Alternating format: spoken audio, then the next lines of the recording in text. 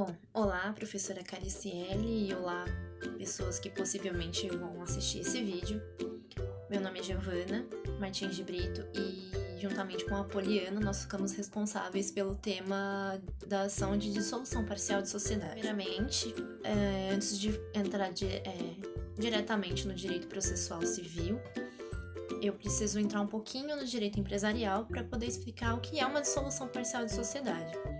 E, posteriormente, entrarei no direito processual civil falando da ação propriamente dita. Dissolução parcial de sociedade é uma criação doutrinária jurisprudencial que não tinha regramento processual próprio. Nesse caso, um ou alguns sócios se retiravam da sociedade e, dessa forma, desfaziam-se os vínculos societários, apenas em relação à sociedade.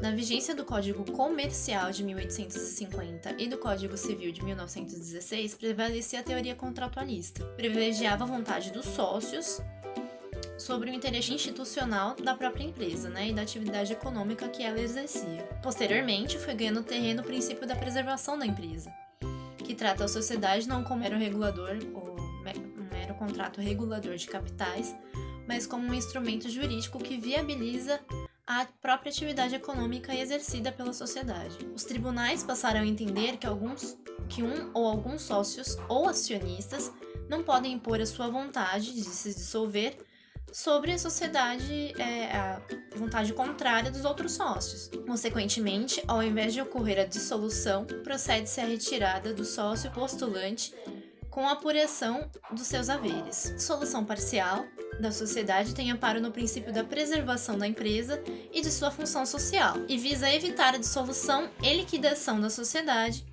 quando ocorre uma quebra da affectio societatis. E, neste caso, ocorre a resolução da sociedade em relação a um ou alguns sócios, desfazendo-se os respectivos vínculos. A dissolução parcial, portanto, nada mais é do que uma resolução ou uma resilição do contrato de sociedade em relação a um ou mais sócios, mediante a existência de motivos capazes de provocar a extinção da sociedade ou do contrato societário. A dissolução por si só não extingue a sociedade, Apenas inicia a fase de liquidação, ao fim da qual essa se encerra. Portanto, para a extinção da sociedade, são necessárias 3 etapas. A primeira é a dissolução, a segunda a liquidação e a terceira é a extinção da sociedade. A dissolução é um ato declaratório que inicia o processo de liquidação, que por sua vez conduz ao ato declaratório do encerramento da própria sociedade. O Código Civil de 2002 não utiliza o termo dissolução parcial, em razão da sua falta de precisão, mas resolução da sociedade em relação a um sócio. As causas da dissolução parcial são elencadas no artigo 1028, 1029 e 1030 do Código Civil, e são a morte do sócio, o direito de retirada em razão de justa causa e a exclusão do sócio por motivos de falta grave no cumprimento de seus deveres ou obrigações, ou por incapacidade superveniente. O artigo 1035 do Código Civil dispõe que o contrato social pode estipular outras causas de dissolução a serem verificadas judicialmente, quando contestadas. Então, desse modo, não são as causas de dissolução parcial da sociedade não são taxativas. Para as sociedades anônimas, as SAs, a dissolução da sociedade é regulada no artigo 206 da própria Lei de SA, que é a Lei 6.404 de 76, e pode ser de pleno direito, por decisão judicial ou por decisão administrativa. No caso de morte do sócio, só ocorre a dissolução da sociedade quando os sucessores ou os demais sócios não têm interesse em manter o vínculo societário. A retirada do sócio pode ser motivada nos termos do artigo 1077 do Código Civil, ou imotivadas nos termos do artigo 1029 do Código Civil. A exclusão do sócio, por sua vez, pode ser extrajudicial nos casos do artigo 1085 do Código Civil e judicial mediante iniciativa da maioria dos demais sócios por falta grave no cumprimento de suas obrigações ou ainda por incapacidade superveniente. Bom, fechando essa parte da ação da dissolução parcial de sociedade, eu acredito que eu tenha conseguido explicar razoavelmente bem o que seria. Agora entramos na ação mesmo propriamente dita, na ação de dissolução parcial de sociedade. A ação de dissolução parcial de sociedade, segundo o nosso Código de Processo Civil vigente, está elencada nos artigos de procedimentos especiais, artigos 599 a 609 do Código de Processo Civil. A ação de dissolução parcial de sociedade pode ter por objeto: primeiro, a resolução de sociedade da sociedade empresária contratual ou simples em relação ao sócio falecido, excluído ou que exerceu o direito de retirada ou recesso. Segundo, a apuração dos haveres do sócio falecido, excluído ou que exerceu o direito de retirada ou recesso. E terceiro, somente a resolução ou apuração dos haveres. A petição inicial será necessariamente instruída com um contrato social consolidado. A ação de dissolução parcial de sociedade pode ter também por objeto a sociedade anônima de capital fechado, quando demonstrado que não pode preencher o seu fim. As hipóteses dos incisos 1, 2 e 3 do artigo 599 do Código de Processo Civil são aquelas arroladas no artigo 1028 a 1030 do Código Civil de 2002, que são o sócio falecido, excluído ou que exerceu o direito de retirada ou recesso. As sociedades abrangidas pelo artigo 599 são sociedades limitadas, simples, anônimas fechadas, em nome coletivo ou em comandita simples. A competência é territorial, sendo o foro para ajuizamento da ação de dissolução parcial de sociedade a sede da sociedade, nos termos dos artigos 46 e 53, inciso 3, alíneas A e B do Código de Processo Civil. Bom, e com isso eu encerro a minha parte. A Poliana dará continuidade à apresentação do trabalho. Bom, é isso. Muito obrigada e tchau. Então, galera, vamos falar agora um pouquinho do procedimento da ação de dissolução parcial da sociedade. Por que a gente fala de ação de dissolução parcial da sociedade e não de dissolução da sociedade? Porque as duas têm uma nuance bem específica. A dissolução parcial, ela vai tratar de parte da dissolução da sociedade, não da dissolução inteira. Porque a dissolução inteira vai acarretar completamente a extinção da sociedade. E não é isso que se busca com essa ação. O que se busca com essa ação é dissolver uma parte da sociedade. Normalmente é em relação a um sócio, por um motivo que acaba acarretando a sua dissolução, que nós veremos daqui a pouco.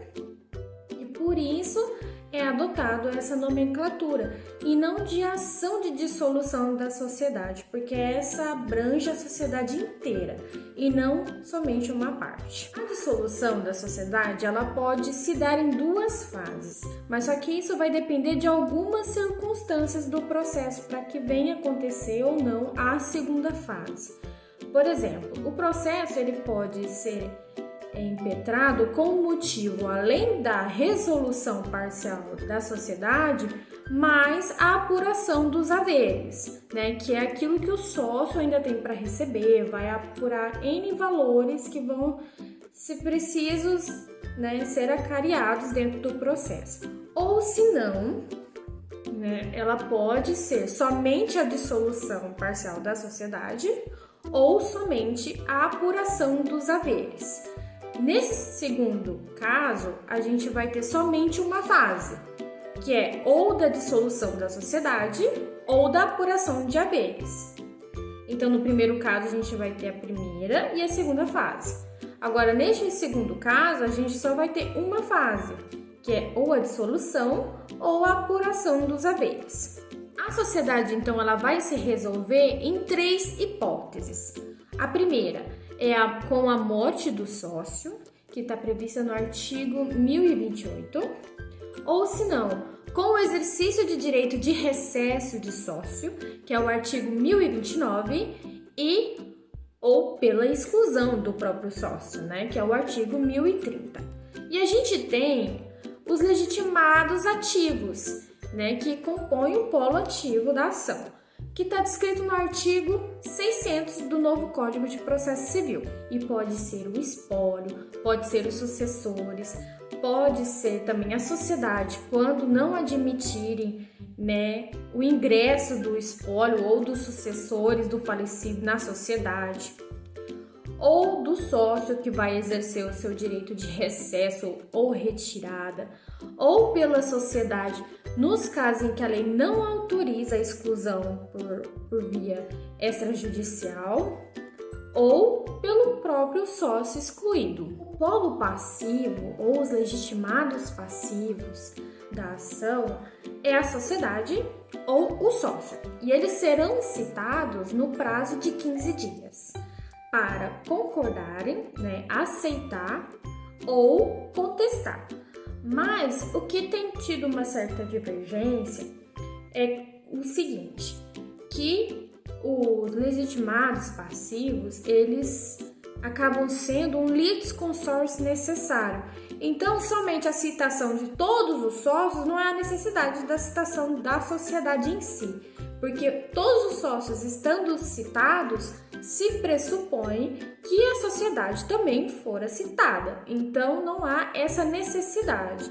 Então, citando todos os sócios, acaba, né, citando a sociedade em si. E após o prazo de 15 dias, se houver, por exemplo, os sócios eles concordam com a dissolução, com a apuração dos haveres, o juiz vai decretar a dissolução parcial da sociedade e vai passar para a fase de liquidação, para a segunda fase do processo. Então, isso é muito mais benéfico, a concordância unânime dos sócios, pelo seguinte fato: nenhuma das partes vai ser condenada para os honorários advocatícios e vai ser rateado às custas na proporção das cotas sociais.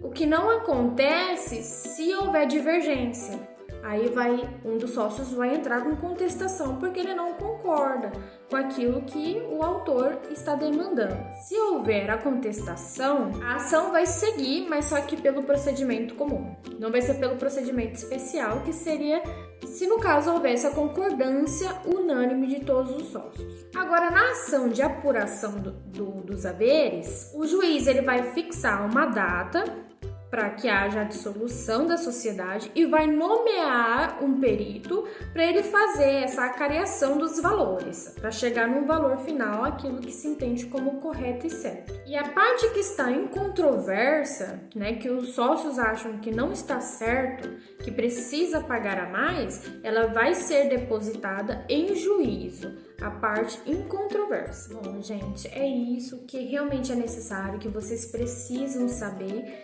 Está completamente descritinho nesse vídeo, de forma bem sintética, creio eu. Então, é bem conciso, é bem fácil, não tem muita nuance, não tem muitas coisas específicas, né, dessa matéria. Caso haja alguma dúvida, estamos à disposição de vocês. Espero que tenham gostado. Beijinho, tchau, tchau.